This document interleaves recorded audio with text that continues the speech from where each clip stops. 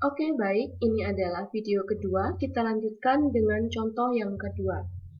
Seorang siswa yang baru lulus SMA ingin melanjutkan kuliah untuk mendapatkan gelar S1.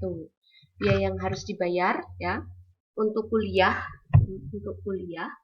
biaya tetap 5 juta, uang semester, pembelian buku, uang asrama untuk 4 tahun, dan totalnya ini disebut dengan biaya eksplisit. Pasti biaya eksplisit ya tadi? Di video saya yang pertama, di contoh pertama juga ada biaya eksplisit ya. Biaya eksplisit adalah biaya yang real dikeluarkan. Nah, jika tidak memilih kuliah, maka calon mahasiswa tersebut bisa bekerja dengan gaji 3 juta per bulan. Nah, kuliahnya ini asumsinya 4 tahun ya. Biaya tetapnya sudah dibayar, 5 juta ini untuk 4 tahun. Uang semesternya 8 bulan kali 3 juta. 8 kali 3, 24 ya. Kemudian beli buku dan asramanya dibayar untuk 4 tahun. Oke ya. Jika dia tidak kuliah, maka dia bisa bekerja sebulannya 3 juta. Maka kalau sebulan 3 juta, kerja selama 4 tahun, dia dapat 144 juta. Tapi akhirnya siswa tersebut memilih untuk kuliah. Maka besarnya biaya peluang adalah, yuk berapa? Yang dipilih adalah kuliah, maka yang tidak dipilih adalah yang dikorbankan, yaitu sebesar 144 juta rupiah jawabannya ya. Oke, kaitannya dengan biaya peluang sudah selesai. Jadi kesimpulannya bahwa biaya peluang itu merupakan biaya yang dikorbankan karena dipilihnya sesuatu yang lain ya. Kemudian yang berikutnya, ekonomi syariah. Nah, anak-anak mungkin kata syariah sudah familiar ya. Bahkan di Pringsewu banyak sekali bank dengan label syariah. Kita akan memperdalam pengetahuan kita tentang ekonomi syariah. Ekonomi syariah merupakan salah satu dari 8 cabang ilmu ekonomi. Nah, apakah kalian masih ingat 8 cabang ekonomi itu apa saja? Ini saya berikan di video saya minggu yang lalu.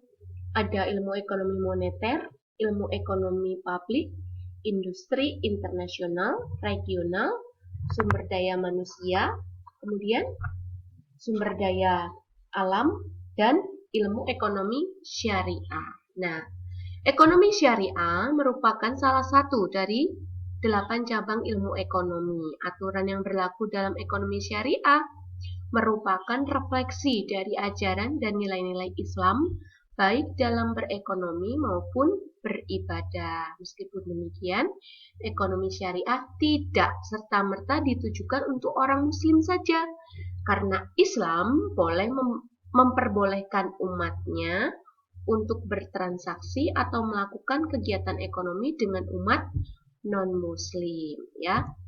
Kemudian, ciri-ciri sistem ekonomi syariah. Yang pertama, kepemilikan faktor produksi. Kepemilikan perorangan atau faktor-faktor produksi yang dimiliki oleh perorangan itu tidak diperbolehkan, melainkan pemanfaatannya yang seharusnya sesuai dengan kehendak yang memberi amanah, yaitu siapa? Allah, ya.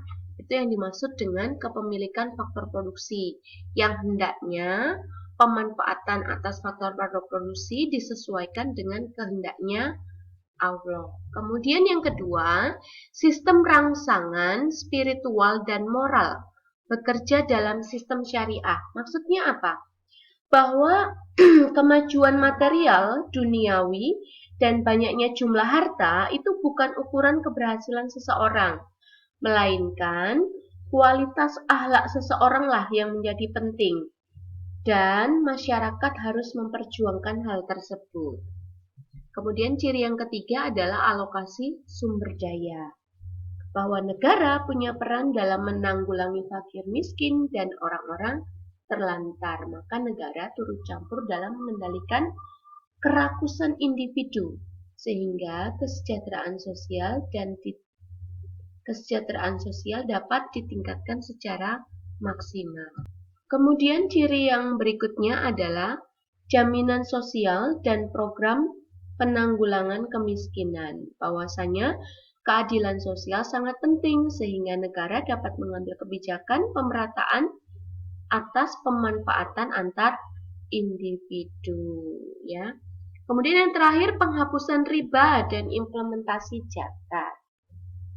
Nah, ada seorang tokoh nih dalam ekonomi syariah namanya Naqfi mengatakan bahwa penghapusan riba tidak sekedar perekonomian bebas dari bunga, namun juga bebas dari eksploitasi. Menurutnya, tidak semata-mata riba itu menggantikan bunga, namun dengan bagi hasil saja itu cukup untuk membentuk perekonomian yang berorientasi kesejahteraan.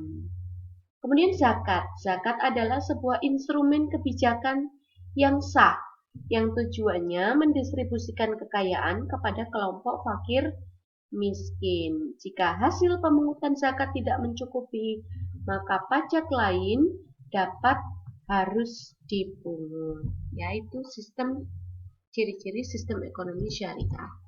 Kemudian prinsip umum ekonomi syariah menurut Profesor Dr. H. Juyaha S. Praja pada tahun 2012 menyatakan prinsip umum ekonomi syariah. Yang pertama, hutan, air, dan udara dengan segala isinya adalah milik Allah dan tidak boleh dimiliki secara individu. Prinsip kedua, negara adalah wakil Allah di bumi yang mempunyai otoritas mengatur dan mengelola hutan, air, dan udara dengan segala isinya untuk memenuhi kebutuhan hidup masyarakat. Prinsip ketiga, negara menjamin pertumbuhan ekonomi untuk kesejahteraan masyarakat secara jasmani dan rohani. Prinsip keempat, negara menjamin kebebasan pasar selama pasar bekerja sesuai dengan garis ketentuan yang ditetapkan Allah. Prinsip kelima, setiap orang bebas melakukan transaksi dengan siapapun untuk memenuhi kebutuhan hidupnya selama tidak bertentangan dengan prinsip-prinsip yang telah ditetapkan Allah. Oke. Kemudian yang bagian berikutnya, terakhir ya, fungsi bank syariah, menghimpun dana dari masyarakat dalam bentuk titipan dan investasi, kemudian menyalurkan dana kepada pihak lain yang membutuhkan dalam bentuk jual beli maupun kerjasama usaha, dan yang terakhir adalah memberikan pelayanan dalam bentuk jasa perbankan syariah. Nah, anak-anak, inilah akhir dari KD pertama pelajaran ekonomi. Setelah ini kalian akan menjawab beberapa pertanyaan yang bisa dijawab berdasarkan video yang ketiga dan video yang keempat pada pertemuan kedua minggu ini. Jika ada pertanyaan, kita tanyakan di Google Forum. Terima kasih, selamat pagi dan salam sehat untuk kita semua.